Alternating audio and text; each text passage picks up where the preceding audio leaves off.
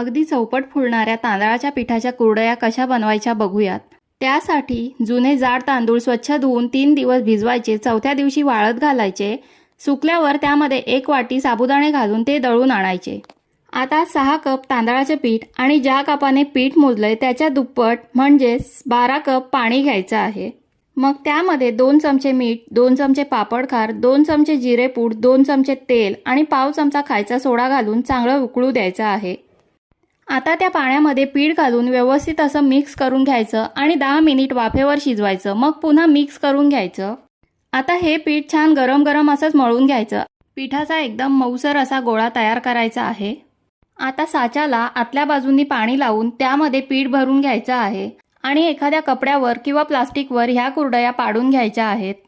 मग या कुरडया छान अशा वाळवून घ्यायच्या। तर तयार आहेत आपल्या तांदळाच्या कुरडया।